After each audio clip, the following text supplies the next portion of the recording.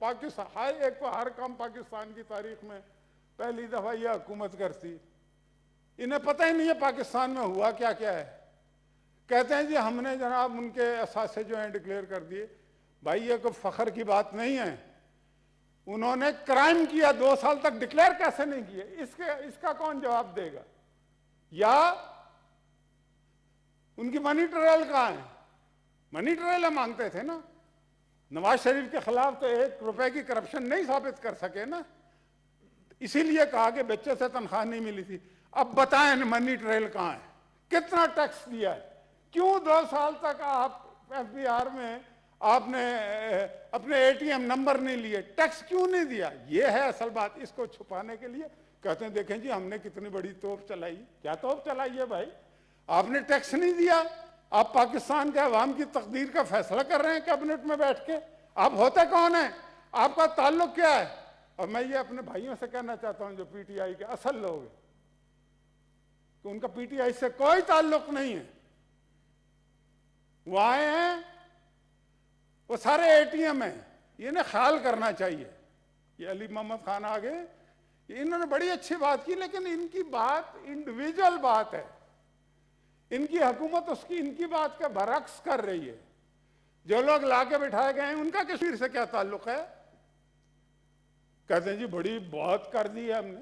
بھائی انہوں نے ٹیکس کتنا؟ انہوں نے 2 سال تک اپنے اثاثے ڈکلیئر نہ کرنے کا مطلب ہے کہ پاکستان کے آئین اور قانون کی خلاف ورزی کی ہے، جس کے خلاف ان کے خلاف ایکشن ہونا چاہیے. کوئی ایکشن نہیں لیا، اس کا بھی کریڈٹ لے رہے ہیں.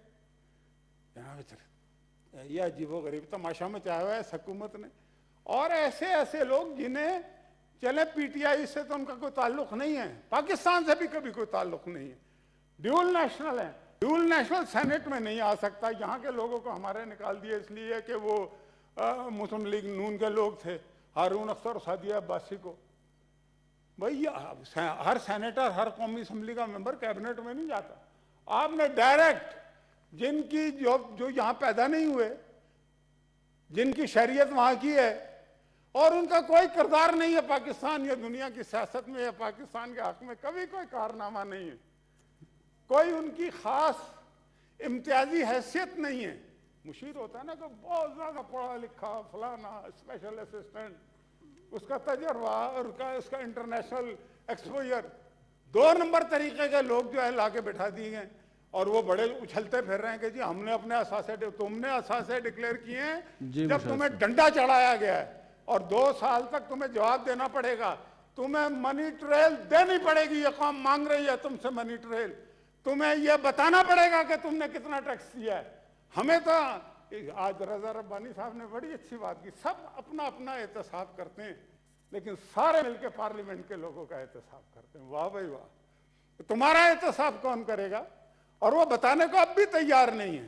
تو میں پھر دیکھیں سپریم کورٹ نے کل فیصلہ کیا. سپریم کورٹ نے یہ جو انتقامی کارروائیاں ہو رہی ہیں جناب،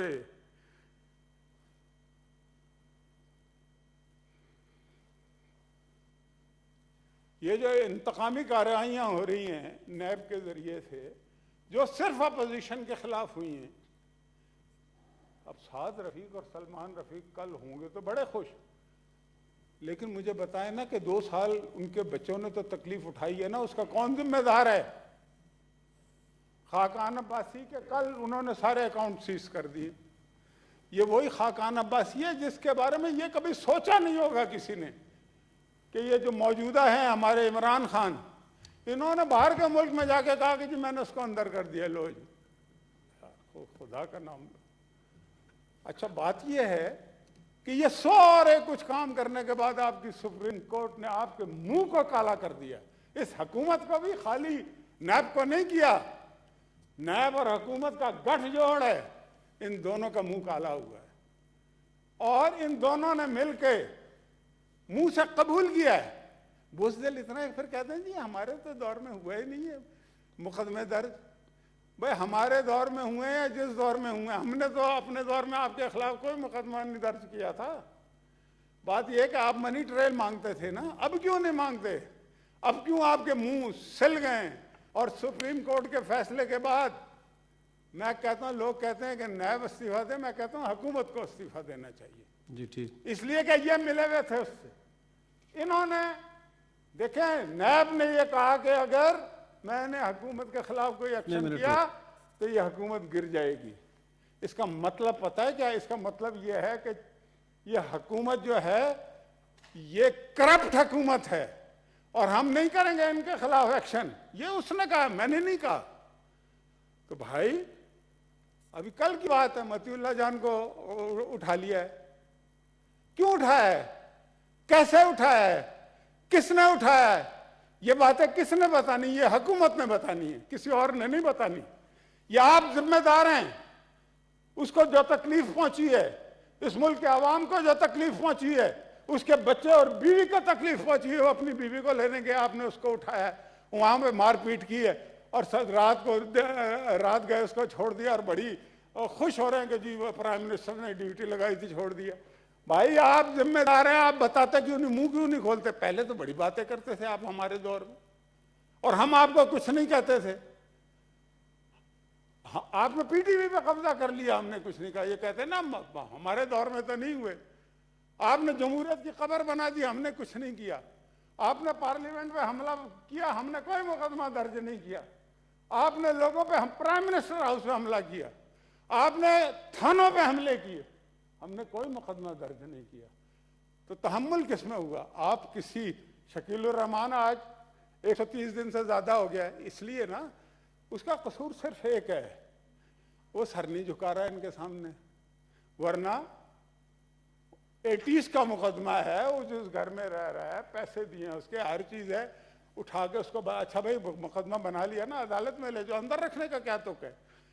مسئلہ یہ ہے کہ سب سے بڑا ہاؤس ہے، پاکستان بننے سے 7 سال پہلے جنگ بنا ہے۔ میر خلیل الرحمان، شکیل الرحمان کا والد سائیکل پہ اخبار بیچا کرتا تھا ایک زمانے میں، آج ان کے کئی چینل ہیں، انٹرٹینمنٹ چینل ہیں، اسپورٹس چینل ہیں، نیوز چینل ہے، جنگ اخبار ہے، نیوز ہے، اخباریں جہاں ہے، پتہ نہیں کیا کیا ہے۔ آپ نے اس کے چیف کو جیل میں ڈال دیا، اور آپ بڑے خوش ہیں اس بات پہ، آپ اس کا سر جھکانا چاہتے ہیں۔ سر تو وہ نہیں جھکائے گا، ورنہ وہ پہلے دن ہی باہر آ جاتا۔ تو سر اگر جھکا رہا ہوتا تو پھر تو اندر رہنے کی، آپ سر اگر کوئی جھکا دے، کوئی چور ہو، اچکا ہو، ڈاکو ہو، اس ملک کو لوٹ رہا ہو، وہ کیبنٹ کا ممبر ہوتا ہے، سارے نہیں۔ لیکن یہ عملی طور پہ ثابت ہوا ہے۔ کیا یہ جو پچھلا ان کا یہ عامر کیانی تھا، اس کے بارے میں فردوس عاشق اعوان نے ایز ایڈوائزر انفارمیشن منسٹری یہ نہیں کہا تھا کہ وہ ہم نے کرپشن چارجز پہ اس کو ہٹایا؟ کہا تھا نا، تو پھر تو آپ نے دوبارہ لے لیا۔ اور بہت سارے سکیم آئے ہیں، کیسے بڑے بڑے، اور ہر روز مال بنایا جا رہا ہے۔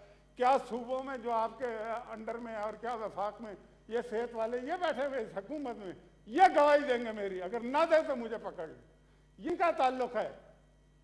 تو یار آپ پھر باتیں آپ بڑی بڑی کرتے، کریڈٹ لیتے۔ اس 2 سال میں اس ملک کا کے ساتھ جو کچھ ہوا ہے نا، اے وطن یہ تیرا اترا ہوا چہرہ کیوں ہے، اور غرفہ و بام شبستہ میں اندھیرا کیوں ہے، اور درد پلکوں سے لہو بن کے چھلکتا کیوں ہے، اور ایک ایک سانس پہ تنقید کا پہرا کیوں ہے، اور کس نے ماں باپ کی سی آنکھ اٹھا لی تجھ سے، چھین لی کس نے تیرے کان کی بالی تجھ سے۔ تو کشمیر کو اس اسپرٹ میں لیں جو علی محمد خان کی اس اکیلے کی ہے۔ یہ میں آپ کو بتا رہا ہوں، حکومت نے کشمیر کا سودا کر لیا، اور یہ میں نہیں کہہ رہا، ٹی وی پہ بیٹھ کے ان کے تجزیہ نگار کہہ رہے ہیں، ان کا عمل کہہ رہا ہے، ان کا عمل کہہ رہا ہے۔ وہ تو بیچارہ ہنس رہا ہے نا، وہ بیٹھا ہوا ہے، تو اس کو تو ہنسنا ہی ہے، وہ کیا کرے، وہ مجبور ہے، مجبور ہیں، وہ فلا کچھ کہہ بھی نہیں سکتے، مجھے پتہ ہے آپ کا۔ تو جناب چیئرمین، ایک تو پی ٹی وی میں جو وارداتیں پڑ رہی ہیں، اور جو کانفلکٹ آف انٹرسٹ کے تحت وہاں پہ ٹھیکے بورڈ کے ممبر لے رہے ہیں، اور کشمیر کے نقشے، یہ بابا روان ہے، یہ آئیڈیالوجیکل آدمی ہے، اس کو پتہ ہے کشمیر کیا چیز ہے، یہ باقی ان لوگوں کو پتہ ہی نہیں ہے کشمیر کیا، اس کی مشاہد صاحب پلیز اب مہربانی کریں گے، کنکلوڈ کریں جی، بہت شکریہ جی۔ میں 1 منٹ میں مہربانی کرنے لگا ہوں۔ 1 मिनट से ज्यादा नहीं कहूंगा, मैं मेहरबान आदमी हूं, आप मुझसे बड़े मेहरबान हैं। तो ये बाबर अवान भी समझता है इस बात को। ये मजाक नहीं है कश्मीर कि आप चक्कर देते हैं, लोगों को बेवकूफ बनाते हैं, कोई बेवकूफ नहीं बनेगा।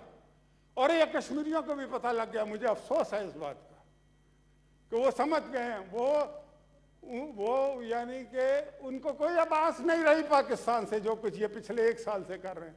तो जनाब एक तो पीटीवी की तहकीकात कराएं कि इन्होंने कश्मीर के नक्शों को इंडिया में क्यों दिखाया है, दीगर वहाँ जो गड़बड़ हो रही है, वहाँ पे लोगों को निकाला जा रहा है, 24 लोगों से 100 लोगों की लिस्ट बन गई है, ये सारी, ये आपका भी मसला है सर, मेरा मसला नहीं है। वमा अलैना इल्लल बलाग। Leader of the House, please. Thank you mister chairman. कई नुकात उठाए गए, मैं मुख्तसरन कुछ बातों का जवाब देना चाहूँगा। सबसे पहले कश्मीर की बात हुई, तो ये बात मैं वादे करता चलूँ कि कश्मीर उन इश्यूज़ में से है जिसमें पूरी पाकिस्तानी कौम, तमाम पॉलिटिकल पार्टीज़ अक़वाम आलम के सामने एक पेज पर हैं। और मैं समझता हूँ कि अगर किसी को कश्मीर का मफाद अजीज़ है तो उसे यह बात ज़हन नशीन रखनी चाहिए कि वो अपने सियासी डिफरेंसेस की वजह से कहीं हम ऐसी बात ना करें कि कश्मीर के कॉज को नुकसान पहुंचे। हम दुनिया में जाते हैं, अभी नियाज नाइक साहब ने बात की,